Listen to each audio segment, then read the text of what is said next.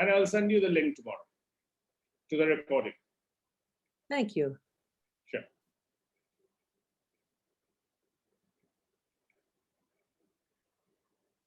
Ignore. I was just going to say, we'll ignore those recording announcements, even if they keep popping up. Okay, it's getting on my screen. That's the only thing. Yeah. I moved my screen over. All right, so it's a few seconds after 7 o'clock in the evening. And so let us start right away. Good evening, ladies and gentlemen. Welcome to tonight's Bengal Club Library event, in which we have Wendy Doniger talking to us. It is indeed a rare honor and great privilege for us to host a scholar of Wendy's stature, and for that we are thrilled and deeply grateful. She is an American Indologist whose professional career has spanned 5 decades now. She's a scholar of Sanskrit and Indian textual traditions and has several books, way too many to mention here. She is now a Distinguished Service Professor Chair in the History of Religions at the University of Chicago, also the editor of the scholarly journal History of Religions. In 1985, she was elected president of the American Academy of Religion, and in 1997, president of the Association for Asian Studies. She serves on the international editorial board of the Encyclopedia Britannica. Tonight's talk, however, is not on those topics, on religions and stuff, although I don't know whether she will touch on those, but about letters which she wrote home during the time she spent in Calcutta and Shantiniketan during the 1960s. From the blurb in the flyer that most of you would have seen, it was a vibrant and joyous time for her, and so it will be for us, I am sure, this evening. As during all other talks, please type in your questions in the chat box on the screen as the talk is in progress, and then I will ask some of those questions to Wendy at the end of this talk. I should tell you that she has a time commitment for which we will have only 15 minutes at the end of the talk to ask questions. Over to you, Wendy. Well, thank you so much. It's wonderful to be back in Calcutta after all these years. It's probably as close as I'll get for a while. And there are many of my friends in the audience, I'm glad to say. So I want to talk about these letters. In August of 1963, when I was 22 years old, I landed in Calcutta on my first trip to India. I had a year's grant to study Sanskrit and Bangla. We fast forward now to January of 2019, when I was 78 and had just retired after 40 years of teaching at the University of Chicago. I was cleaning out my office in the Divinity School, and I came upon a box of letters tucked away behind a cabinet. I opened one of the letters and read, Calcutta, December 10th, 1963. Dear Mommy and Daddy. Well, these letters, which were typed on the trusty little Olivetti typewriter that I carried with me everywhere in those days, had apparently been saved by my mother, who saved everything, and must have come back to me on the tidal wave of books and papers that overwhelmed me when my mother died in 1991. I had never opened that box until then. My mother actually came to see me in India during the year I was there. This is a picture of us in South India, my mother and me. She traveled with me for a while and then went back to America. And then I wrote to her again. My Harvard professor and mentor, Daniel H.H. Ingalls, had very old-fashioned ideas about women and much else. I was concerned for my safety during my year abroad, so he arranged for me to live in Shantiniketan. Largely dedicated to the arts and music and literature, and of course to the poetry and music and philosophy of Tagore, by 1963 had become in part a finishing school for upper-class Bengali girls, and Ingalls thought that I would be happy and safe there, and he was right. Everywhere I went with friends I made at Shantiniketan, and everywhere I went, I met remarkable people. So I want to devote this talk to excerpts from the letters about the people I met mostly in Bengal. And I want to begin with excerpts from the letters about Shantiniketan. So I'll be reading from now on till the very end from the letters, rather than speaking as an 80-year-old woman. I'll be speaking as a 20-year-old girl, writing to my parents. In the evening, the girls in the Sangeet Bhavan sing and play the sitar. Everywhere, girls are painting in the classical style, some copying famous miniatures, some sketching the cranes down at the lake. There are beautiful, strange trees and flowers outside my window. And much to my pleasant surprise, the afternoons are filled with the sounds of children. Shantiniketan is really a little colony and teaches kindergarten as well as graduate school. There's no school in the afternoon, and so there's a lot of scurrying and singing and crying and screaming and chanting and falling down, and all the sounds that I most like to hear outside my window when I'm pretending to work. It's quite cool at night with breezes, and everyone makes tea for everyone else. So you see what a lovely place this is. The calm here would be unnatural, ivory towerish anywhere but in India, where it is as much a form of real life as the jungles and cities from which it is a retreat. Here, everything good is preserved, everything bad discarded or set right. I've come to love Shantiniketan as a place that has remained uniquely Indian in the face of the encroaching modern world. The glorious climate with the thin blue air and deep blue sky and pale golden sunniness in the afternoons, the constant sound of several songs being sung at once, the bougainvillea and poinsettia, the country and jungle sounds at night, everyone getting up at 5 and singing, and the familiarity of it all. I know the faces of the rickshaw boys and the dogs and the lizards, a hawk catching a field mouse, and all my friends. This is the vision behind Shantiniketan, a combination of personal tutoring, education in all the arts, and a kind of saturation in Tagore's genius. Although the basic fallacy of imposing the personality of a single 19th century genius upon an entire community still causes obstacles to the process of education, there are marvelous people here, personalities that could never be bent to the Tagore image. There's a girl here who knows Bharatanatyam, and she's teaching it to me in return for German lessons. She is a most ingenious sculptor too, and has constructed an intricate, graceful, clever, and elaborate sculpture of an Indian wedding procession made entirely out of her own toenail clippings. You'd have to see it to believe it, but it is really very beautiful, rather like stylized ivory. And after all, why should an elephant's calcium be better than our very own? Last night, we were all sitting around singing, and they asked me to teach them some American songs. And after a few, they asked me to teach them, "You Can Kiss Me on a Monday." And I said I was sorry, but I didn't know it. And they said they had loved the movie. And suddenly I realized that they meant never on Sunday.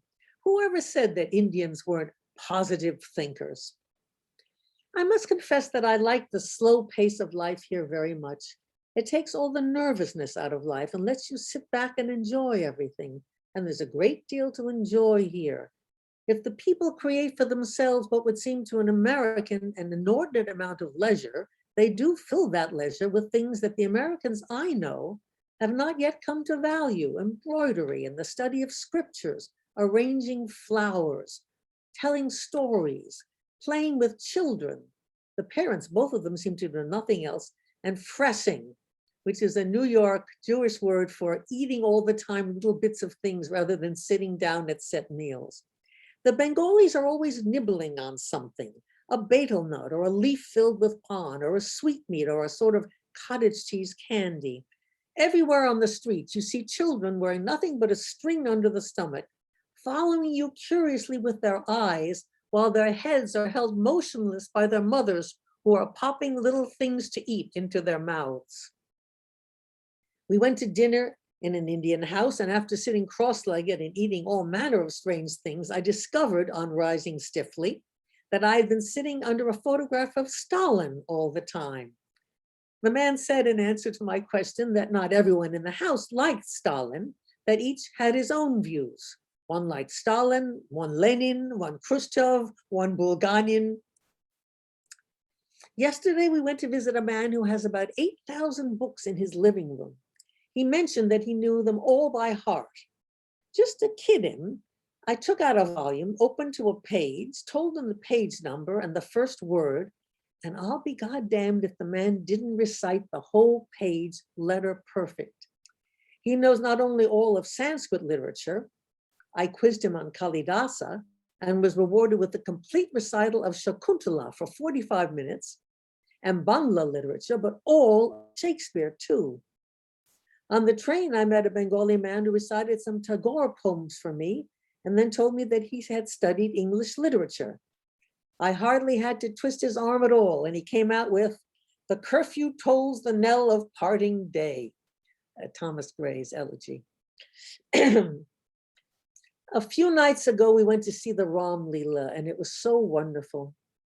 The humor and grace of it, the joy in the old stories, the magnificence of the costumes, the sinuous dances, the charming animal dances, but best of all, the way they say the verses, lilting, spirited, a combination of the intonation of natural speech and the rhythm and tune of pure music. I've never heard anything like it. And what made it most wonderful was the delight and fervor and intimacy with which they spoke the words. Sometimes back home, hearing poets recite their own poems still in manuscript, or watching Martha Graham demonstrate a step she had just created. I studied dance with Martha Graham. I have seen something of that same joyous, bone-deep, captivated spirit. I could have seen that dance drama 1,000 times. The very next night, the director, Jyotindra Maitri, a friend of Kshitish Roy, came to the Roy's house. He was old, with long hair and a woolly vest, and he kept eating spoonfuls of jelly straight from the jar. And he recited the verses with that same amazing feeling, but even deeper, as if he was not only the man who wrote the poem, but even the person who originally spoke the lines, Rama himself or Hanuman, everyone. And as he spoke, he danced the lines with his right hand. I can think of no other way to describe it. Sometimes with palm upward, he would slice the air or make sprinkling motions, or holding the 2 middle fingers with his thumb in the sign of the hex, he would make a circle or point to each word he spoke, or throw his hand open or strike with a fist, but always his hands seemed to be speaking the words uttering. And I realized that it's not at all artificial, hardly even stylized, for the Indians to invent dances where the hands speak. That's the way they do speak. Far more even than an Italian or a Jew, if you tie a Bengali's hands, he becomes mute. The director, Jyotindra Maitri, is now going to Calcutta to work with Satyajit Roy, another old friend of Kshitish Roy, all of them the boys from Shanti Niketan. But then he hopes to bring the Ram Leela to New York, and eventually he did. I now want to talk a bit about my experience on trains. Okay here? Going on? Yes, we are perfectly fine. I had tea served on the train from Calcutta to Bolpur. There being no corridors, but rather compartments, English style, the man serving the tea had to actually scramble along the side of the moving train, holding on to windows and handles, all the while balancing a tray in one hand, like a scene from a Harold Lloyd movie, and dashing into the compartment just in time to avoid being squashed against a tunnel we were entering, while the engineer blew the whistle loudly as he did. On the train early in the morning, the Indian gentlemen rise and sit cross-legged, chanting the Gita in a mixture of Sanskrit and Bangla. And in the third-class carriages, they live a full life.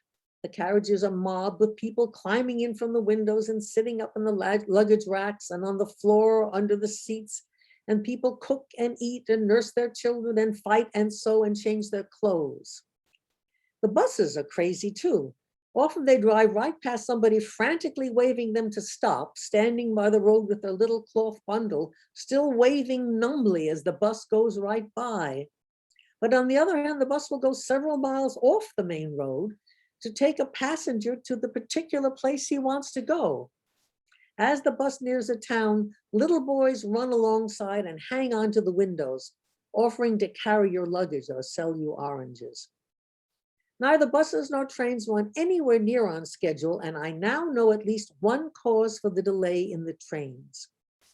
Waiting for the train at Harpalpur, the station master invited us to his house next door to the station to have tea with his family. We were grateful, but expressed concern that we might miss our train. He was astonished. "I am the station master," he said. "The train can't go until I say so."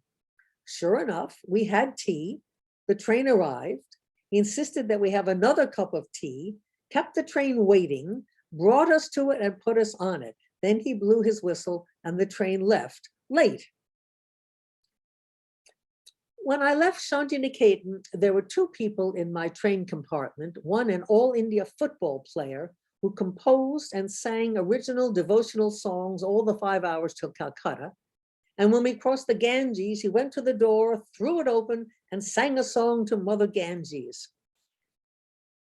The other man in the compartment was a philosophy professor whose books are published by Macmillan, a grand old man of the old school. And he asked me if I knew any songs. And when I told him the ones I knew, he asked me to sing them. And then he sang a lot of Sanskrit verses from the Gita Govinda for me, stopping every few verses to apologize. "I'm afraid it's a bit erotic." For a while, another man came in and he sang, and at the same time, the football player and the philosophy professor were singing in the Indian way, paying no attention to anyone else, sculpting the song with their hands. Then the professor asked me why I had brought no lunch along, and I explained that I had bought some bananas, but had left them by mistake at Shantiniketan. And when we stopped at the next station, he jumped out and came back a few minutes later with a bunch of bananas, which he would not let me pay for because, he said with a sad and compassionate look, "You left your bananas at Shantiniketan." I now want to read some letters about two women friends I had at Shantiniketan. One is Chanchal Dand, and I've just found out that her daughter is here tonight. I'll start off, here we go. Let me stop this, hang on a second. This is a picture of Chanchal with a gentleman you will all recognize. There she is on the right, Chanchal Dan. Then I'll keep her picture up while I talk about her. Chanchal would be the person to have with you on a desert island. Yesterday, we walked down to the canal after a heavy rain. We hopped on a bullock cart for the last mile or so. "I'm not tired of walking," I said, thinking that Chanchal had suggested the cart because of her American friend, whose sandals were soaked through and coming off at every step. Chanchal looked very shocked and serious. "It is for great enjoyment that we ride on bullock carts," she said, and it was. I was asking about the winter here, trying to find out if I needed more warm clothes, and nobody seemed able to tell me how cold it would get. Finally, Chanchal said, "You know, Wendy, to tell the truth, after living through the heat each year, I always forget what the winter is like." Chanchal refers to something she likes but can't think of the word for as "such a rubbish, this thing." She told me about her childhood in the Punjab. Chanchal's mother is only 12 years older than she is. They lived in Lahore, and Chanchal was a tomboy, running around with her brother, stealing butter and then smoothing it out, stealing the cream of buffalo milk. "Oof, buffalo cream is so sweet," she said. Her father was a Sikh and very hot-headed and nervous. Chanchal says a Sikh will do something and then think why he has done it. They have their brains in their heels, and so it takes a long time for a thought to come out of the head. This is her father. Although they were supposed to be vegetarians, her mother would always cook meat for Chanchal, and her mother would bring her at night a glass of milk and would sit in her bed until Chanchal finished it. They lived in a joint family with all the brothers and the grandmother. What a grandmother. She was terribly religious and would have to bathe every time her shadow crossed the shadow of an outcast, which happened about 20 times a day, as outcasts did the sweeping and washing. She also kept everyone out of her kitchen to keep it pure, and no one could touch her clothes. When Chancha wanted to tease her, she would run into the kitchen and touch everything she could touch, running around touching, and touching the clothes as well. And the grandmother would have to wash everything completely. Everything would make her impure, and she would go into the bathroom running the tap full force and mutter curses into it so that no one could hear her. Oh, so much about Chanchal. I was talking to her about going to Benares, and she said, "Oof, such a wicked city." And I said, "I thought it was a holy city." And she said, "Yes, of course, holy and wicked. Always it is like that with holy places. They have the Ganges right there, so they can go and do all their sins and then just splash themselves a little and start right in again." Chanchal doesn't believe in the Hindu gods, but then she says, "I never like to hurt anyone's feelings. So when I see Ram or Krishna, I go up to him and say, 'Namaste, Ram.'" Her father is a pious Sikh, but he drank brandy and whiskey. And once Chanchal caused him great embarrassment when, asked in nursery school what the word neat meant, she said, "without soda." Oh, there's so much more about Chanchal.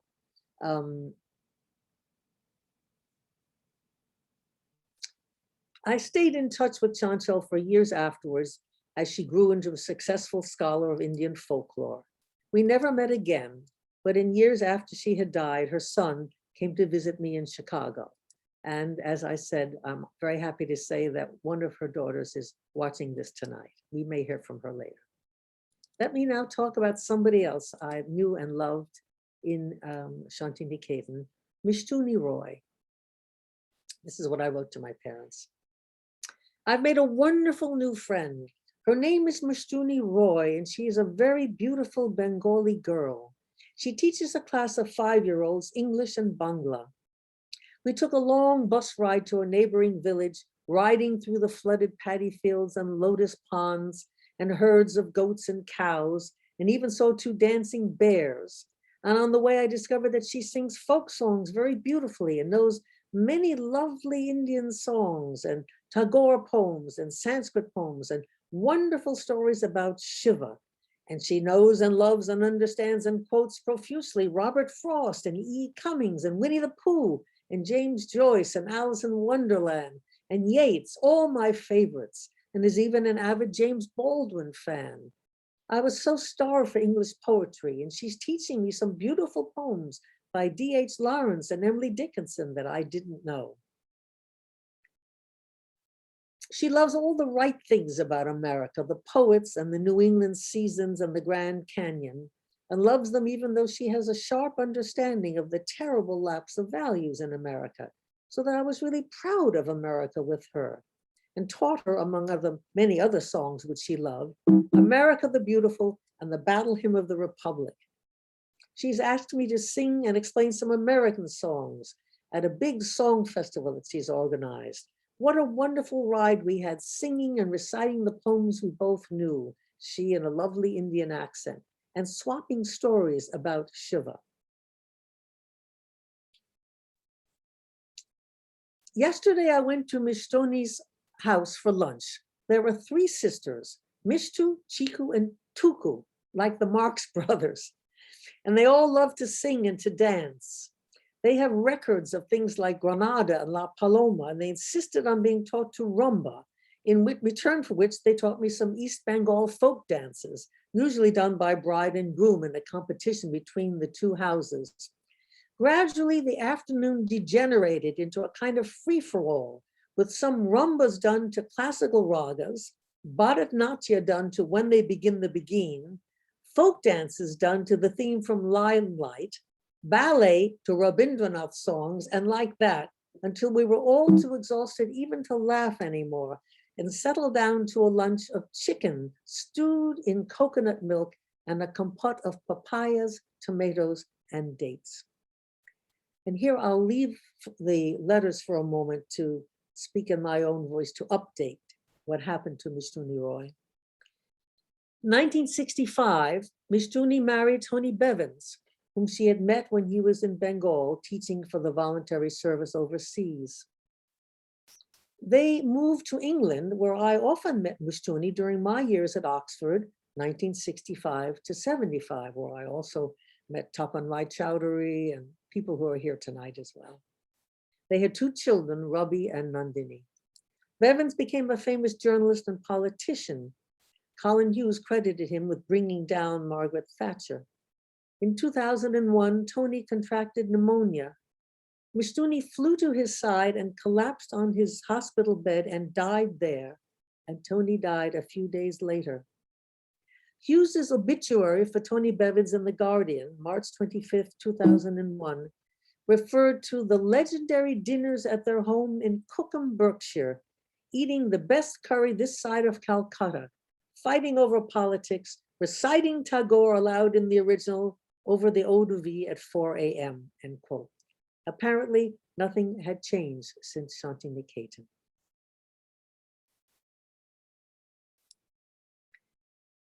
So how am I doing for time? Can I read for some more people or should I just conclude? What do you think? No, please read for some more time. We'll have some time. I'll have some more time. So let me tell you about Jamini Roy. Yes. I went to see Jamini Roy. I had an introduction to him from a mutual friend, and I bought a beautiful painting for $30. Then I bought a book about Indian painting with just one or two modern reproductions, and one of them was my very own Jamini Roy painting. I think Jamini Roy is India's greatest modern painter. His works are, as they say, deceptively simple, stylized from the elements of Indian folk painting, and terribly strong. Jamini is a very old man now. I figured it out, he was about 60, but I was 22. I thought he was very old. And still fighting the good fight. He paints his paintings as an offering because he must, and then says that if he went down to the river and floated them away to the ocean, like the images of Durga immersed on the Ganges on Durga Puja, they would still be fulfilled. He paints what is basic to all people, and his paintings have a medieval everyman look to them. And this all the more because they are purely Indian. He feels that one must first be truly oneself, must be, say, a Bengali, and one must be truly Bengali before he can be a citizen of the world, and he is. He once told me that he can paint the whole world right from his studio because he has it all within him, which was also what Picasso said when he was asked why he didn't use a model. And Jamini Roy colors, he says, colors enter his eyes, everyone's eyes alike, like tunes entering the ear. All the world hearing church bells bows the head. Hearing a military march, the head comes up. And he feels that painting should be like that, and his is. And in a way, I felt that his idea has much of its roots in the Hindu concept of caste, in the way that it divides people by their professions. An Indian painter has more in common with a British painter than he has with an Indian businessman. I find that I have more immediate rapport with the musicians and dancers I've met here than with most of the people I know in America. It's not that people aren't divided, but that the divisions are temperamental and occupational, not national. And with this, it's ironic that Jamini's paintings are held in little esteem in India outside his own circle. This was in 1963. Things have changed now. His themes are too familiar to the Indians, embarrassing them, and they feel that it can't be art, though the way in which he uses his themes is certainly art. The American GIs of all people discovered his work during the war, and he became famous in Europe, while still neglected by the Indian people whose spirit he is trying so hard to preserve, to reveal to them, to help them value. So the last person I'll talk about is Ali Akbar Khan. Well, a wonderful thing happened to me. I met Ali Akbar Khan, India's greatest charode player. He is to the charode what Ravi Shankar is to the sitar, but Indians consider Ali Akbar a far greater musician and a much nicer man. I asked Ali Akbar how it was that Ravi Shankar was so much more famous in America, while he, Ali Akbar, was so much more famous in India. Ravi Shankar spends 10,000 rupees a month on publicity, he said. I spend the money on whiskey and I am more happier. He gets tremendous pay for a concert, but he explained that it was necessary because, being a Muslim, he has 4 wives to support. His father, however, only recognizes the first wife and says the rest are kept, not married, which has caused great family strife. But Ali Akbar lives with none of them now, but has a very nice room in the Great Eastern Hotel. When I asked him why, he said, when I play lots of concerts, I want to be peaceful. And at home, they're always making me to eat. So during the concert season, December and January, he moves into a hotel. There were 2 beds in the room, one made up for him and the other for his charode. He must be peaceful too, says Ali Akbar. To see him, you'd never think him an artist. And I guess in this respect, he's India's answer to Isaac Stern, the fat little boy from Brooklyn. Ali Akbar is short and fat, leans back and his stomach sticks out. His face is like a cross between Akim Tamirov and Rocky Marciano, fleshy, jolly, with a bald head and a fringe of hair around his ears like a monk. When we went to the house where he was to play that night, he carried his charode in a case shaped somewhat like a violin case, and he looked for the life of him like a mobster carrying a machine gun. When I first met him, he came to the hotel room door with little puffs of shaving cream all over his face. And when he learned that I had just cut my hand a little, he immediately insisted on putting iodine on it himself and blowing on it to keep from stinging all the time with the shaving cream still on his face. After his all-night concert, we went back to Ali Akbar's room for breakfast, and he played a tape of a trio between himself, Julian Bream on the lute, and Larry Adler on the harmonica, all improvising, and it was simply out of this world. And then, wonder of wonder, when he saw my enthusiasm, he asked if I would like to learn, and he said he would give me some lessons. He said, I practiced for 18 hours a day for 20 years, but if you do an hour a day, that'll be all right too.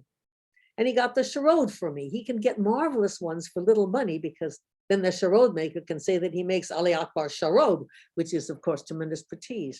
And my first lesson will be on Christmas Day. Tonight, he and Ravi Shankar are playing an all-night duet, and I'm to come as his guest. And then the final paragraph. Some months later, I have been playing green sleeves on the charode. Well, last night, Ali Akbar played a concert, and I saw him before it, and he asked how the charode was coming along. He's been out of town for a week. And I admitted to playing green sleeves, and he laughed. And then at the concert, he played a kind of theme known as a ragamala, a garland of ragas with lots of different themes woven in. And right smack in the middle, he played something that sounded like an Indian version of green sleeves. And the more I listened, the more I realized that it was green sleeves with Indian touches, and it sounded like a real raga. And Ali Akbar was grinning like a Cheshire cat. And that's the end of that letter. I'll just say something in conclusion about these letters in my own voice now as an 80-year-old woman. I think these magical cross-cultural encounters were made possible in part by my own youth, my optimism, and my mad love of India, and in part by the youth of the country, so newly freed from the colonial yoke, not yet darkened by the rise of a jingoistic and repressive brand of Indian theocracy. I cannot imagine such open-hearted and joyous encounters between an American visitor and the average average citizen of the India of today, which saddens me. And yet the memory of those happy and innocent days in India long ago gives me courage to hope. Thank you. Thank you so very much. It was riveting down memory lane. Let me ask the questions which we have.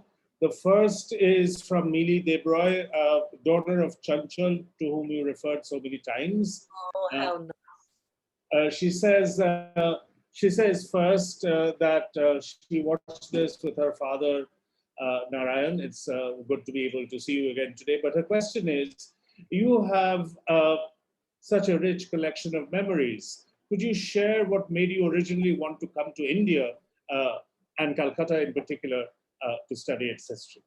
Oh, well, I started being interested in India when I was a teenager. My mother gave me some books, Passage to India, E.M. Foster, and I read the translation of the Upanishads in the Penguin class.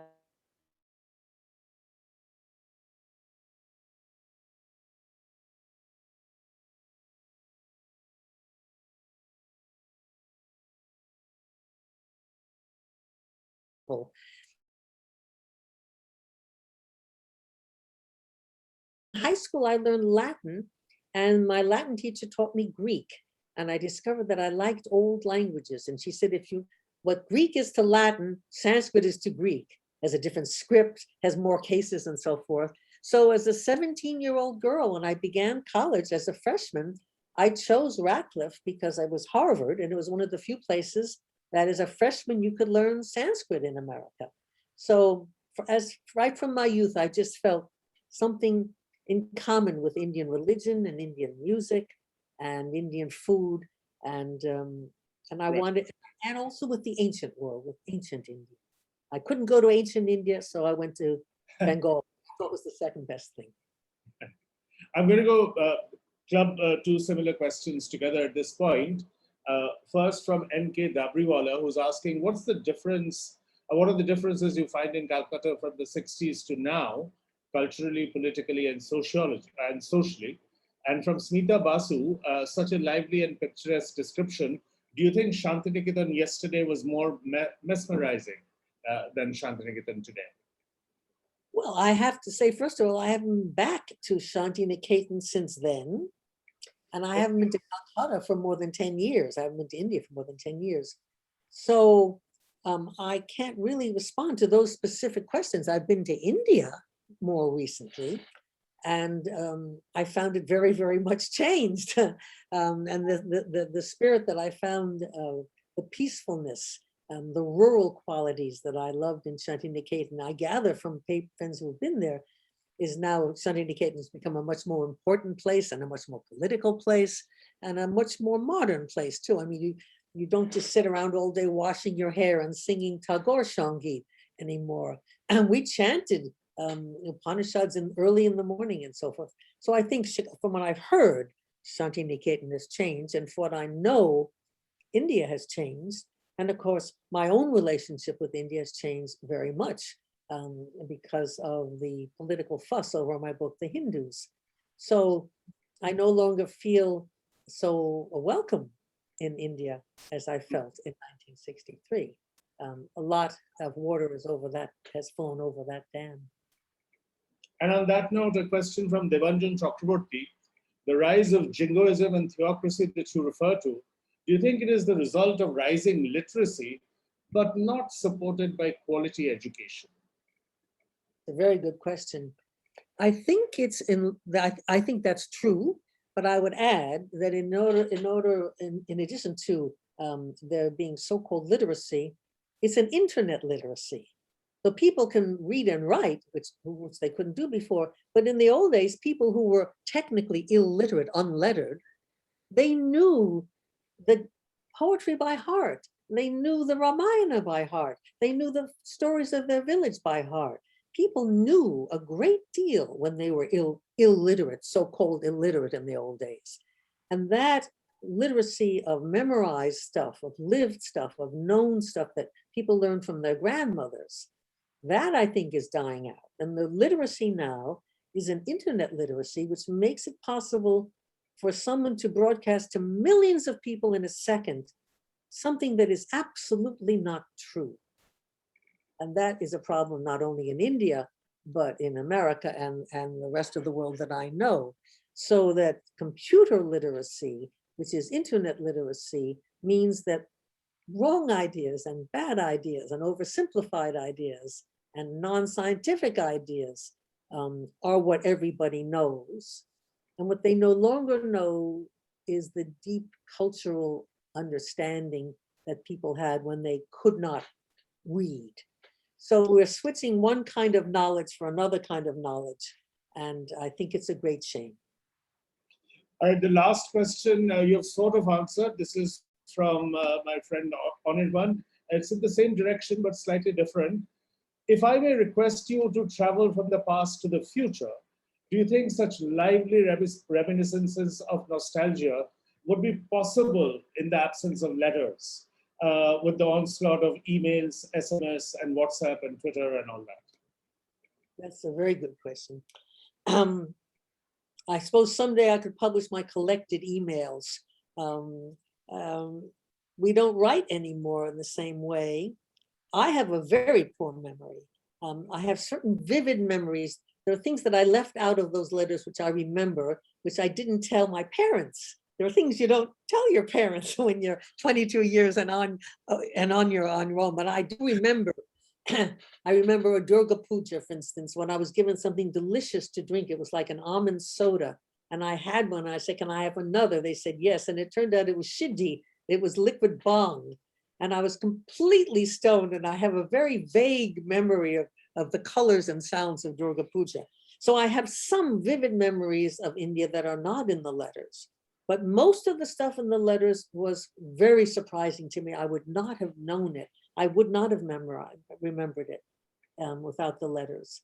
And the things that have happened to me since, I don't remember as well because my mother didn't collect the letters from them. So I think, yes, that the keeping of diaries, the writing of letters, pieces of paper that people saved, I think that we've lost that. And the whole art of memoir is different. Now everyone's writing memoirs. There's lots and lots of memoirs being published. I did a memoir of my mother as well. So people are trying to grasp their past in some way. And I suppose you can also save emails. And there are ways of remembering that. And I have a long correspondence with one of my closest friends, Lorraine Daston, and I save all of her emails, and they're wonderful. And I might be able to make a book out of that someday. So I think it is possible, but I think there is a loss of something because we don't write letters anymore. That's wonderful. That brings us to the formal end of this conversation. But I must tell the audience something about this event. When I was writing to Wendy about doing this talk for us, and she was very gracious in accepting right away, it turned out that my colleague on the library subcommittee, the very famous historian Uma Dasgupta, Uma universally to all, was a friend of Wendy's during their Oxford DPhil days. And I have now unmuted Umadi in case she wants to say hi and a few words with her old friend. Of course. Wendy, lovely to see you again. What a treat. Such a long time. How lovely to see you. Such a treat. Thank you so much. We're both grown-up old ladies. Yes. I'm glad you're here. And Kunal Chakravarti is also here, an old friend of mine. So there are people in the audience that I know, which is nice. I'd love to go back to Calcutta someday. It's nice to know I still have friends. Oh, yes, you do. Yeah, I assure you. And you have a standing invitation from the Bengal Club to come and stay with us. Yes, I ditto that too. I'd love to see it. And I gather it is greatly changed, but I would love to see it. Right. Let me call upon my another colleague on the library subcommittee, Professor Choidali Petro, to give the formal vote of thanks. Good evening, everybody. The president, the chairpersons, and the entire library subcommittee of Bengal Club, Kolkata, joins me in thanking Dr. Wendy Doniger profusely for this evening's mesmerizing talk. In the process of sharing with us her memories of Kolkata, especially the Indian and Bengali ethos, and her friends through her letters, she has also given us a glimpse of the making of her outstanding mind. Heartfelt thanks to my colleagues Sri Sarojesh Mukherjee and Dr. Uma Dasgupta for coordinating with Dr. Doniger to make this evening happen, and for my colleague Sarojesh to conduct this program. Thanks to Gurudas for taking great care in the technicalities of the electronic platform, which rounded off the entire program. And finally, thanks to all the participants whose lively presence initiated a very fulfilling dialogue. I didn't want to say question answers because she was so endearing to each and every one of us. I should say a dialogue. Thank you, madam, for being with us. It was a- Goodbye and good night. Wendy, I'd just like to read just one comment amongst many that are overflowing in the comment box. This one is from Dr. Julie Banerjee Mehta, and it's representative of many others. Memorable, evocative, and an embarrassment of riches of the heart and the mind. Professor Wendy Doniger has an exceptional quotient of wit and narrative. This is a historic moment for the Bengal Club. Salutations to a great raconteur. Oh, Thanks very so much. Thank you. Thank you so much. And I'm grateful. I'm very grateful to you all for letting me come. I'm thinking of publishing it. And yesterday I was reading the letters and I thought they're really not worth publishing. They're not all that interesting. But your response has been so nice that I think maybe I will publish them after all. And That'll be great for us. We can claim some credit. Thank you and good night. goodbye. you. Abar Deka Hobe. Abar Deka Hobe. Bye. About that. Bye. Bye.